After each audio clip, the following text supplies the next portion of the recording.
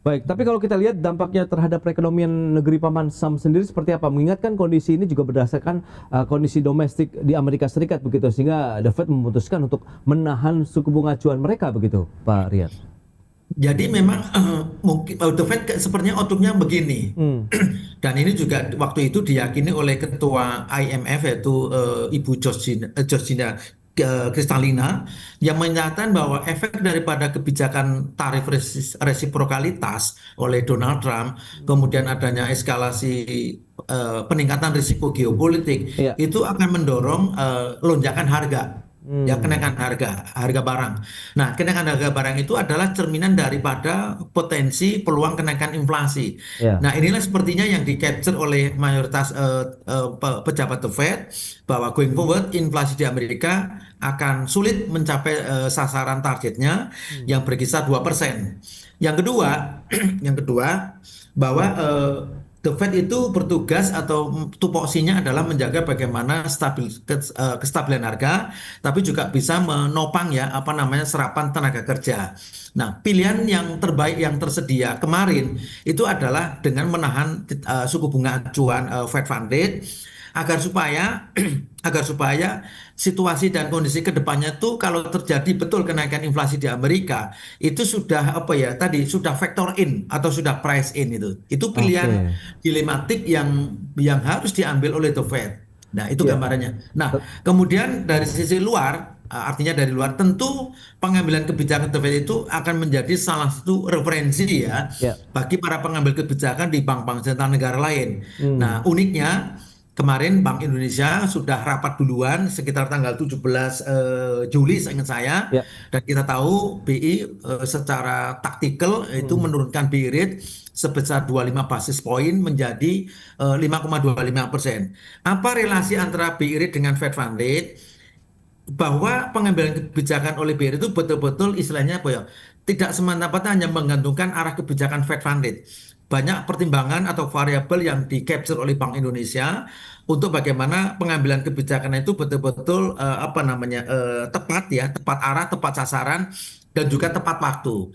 Nah, similar dengan itu, The Fed sepertinya mengambil langkah yang sama, yaitu oke. inilah saat yang tepat untuk tetap menahan Fed Fund Rate sambil berjaga-jaga. Siapa tahu outlook ke depannya inflasinya naik sebagai dampak dari penyesuaian tarif resiprokalitar antar negara. Kan berlakunya mulai 1 Agustus hari ini, Mas Pras. Gitu. Baik, baik. Nah, itu dia. Kita kan bahas nanti juga keputusan The Fed ini akan juga mempengaruhi pasar di dalam negeri. Mengingat tadi, Bank Indonesia sudah menurunkan suku bunga acuan, berarti spreadnya sebenarnya tidak akan jauh berbeda dari 5,25 ke 4,5% begitu. Kita akan bahas Ya. lebih jauh di segmen berikutnya, Varian. Kita akan jeda dulu sebentar. Dan pemirsa, kami akan segera kembali usai pariwara berikut ini.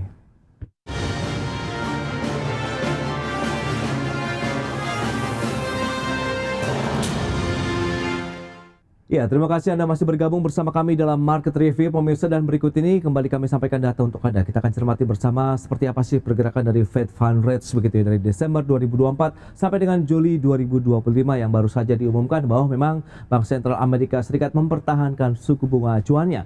Ini dia pergerakannya dari Desember 2024 memang masih kita cermati 4,25 itu mulai Januari ya sampai dengan Maret, kemudian Mei, Juni, Juli masih bertahan di 4,25 sampai dengan 4,5% untuk pergerakan Fed Fund Rate. Dan kita akan cermati bersama bagaimana dengan BI rate-nya sendiri. Ini dia menarik, kita akan bahas nanti tentunya bersama dengan Pak Rian Keriato. Ini dia pergerakan dari suku bunga acuan Bank Indonesia. Dari 18 Desember sampai dengan Juli, kita lihat sempat bertahan di 6% di Desember 2024 lalu, kemudian turun 5,75% dari Januari sampai dengan bulan April, kemudian bulan Mei turun lagi menjadi 5,5%, bertahan selama 2 bulan sampai dengan Juni, kemudian bulan Juli Bank Indonesia menurunkan kembali suku bunga acuan BI rate menjadi 5,25%. Dan selanjutnya kita akan lihat pergerakan inflasi. Ini juga yang menjadi momen yang diperhatikan juga tentunya oleh Bank Indonesia. Ya, sempat terjadi deflasi, kita lihat Januari Februari, kemudian sempat inflasi lagi 1,65%, bertahan sampai dengan bulan April, kemudian di bulan Mei ini kita lihat secara bulanan juga sempat terjadi deflasi, kemudian di bulan Juni ada kenaikan lagi menjadi 0,19% untuk pergerakan inflasi secara bulanan. Sementara tahunannya tercatat 1,87% di bulan Juni 2025. Baik. Baik, kita akan lanjutkan kembali perbincangan bersama dengan Bapak Rian Kerianto. Dengan beberapa data tadi yang sudah disampaikan Pak Rian, lantas bagaimana spread antara suku bunga acuan Bank Indonesia kemudian Fed Fund Rates ini menurut Anda bagaimana? Masih cukup menjanjikan kah paling tidak untuk market di dalam negeri, kemudian pasar surat utang dan lain-lain begitu Pak? Jadi kalau kita flashback ke beberapa tahun yang lalu sebelum pandemi Ya. COVID-19 ya, COVID-19, itu ada semacam rule of thumb ya, Hmm, yaitu idealisasi daripada spread atau perbedaan selisih bunga acuan BI oke. dengan Fed Fund Rate itu dijaga di maintain di kisaran 200 basis point ya. Oke. Itu dalam situasi ekonomi dunia, ekonomi Indonesia itu normal. Baik. Tetapi dengan adanya pandemi COVID-19 yang lalu, rule of thumb itu lalu bergeser, berubah. Hmm, Tidak ada lagi acuan yang fix ya, acuan yang tetap pada level berapa spread itu masuk kategori tanda petik ideal. ya. Sekarang ini katakanlah ya, dengan Fed Fund Rate tetap 4,5, kemudian suku bunga acuan itu, baik BI rate maksud saya itu 5,25, itu kan spreadnya kan 0,75% atau 75 basis point. Toh relatif tidak memberikan pengaruh yang negatif secara Hmm, signifikan kepada perkembangan nilai tukar rupiah kita, Mas Pres. Ya, oke. jadi tadi parameter bahwa spread antara BI rate dengan Fed Fund Rate itu harus 200 basis point itu tidak lagi bisa kita copy paste, tidak bisa kita lagi terapkan di era pasca pandemi COVID. Karena lalu variabel-variabelnya itu berubah, ya. Karena apa? Karena uncertainty levelnya atau level ketidakpastian itu makin tinggi, Oke. ya. Sehingga orang lalu tidak lagi, maaf kata, tidak lagi mempedulikan berapa posisi BI rate dan berapa posisi Fed rate. Hmm, Karena mungkin spread ini menjadi variabel yang nomor sekian setelah oke. variabel-variabel yang lain. Nah, variabel yang lain itu saya ingin sampaikan misalnya, mungkin sebagian besar pelaku pasar keuangan kita itu berpikir lebih mengkalkulasi, lebih mengconsider bagaimana outlook atau arah atau stand kebijakan ekonomi kita. Apakah Hmm, kebijakan ekonomi kita itu dipersepsikan market friendly atau tidak market friendly?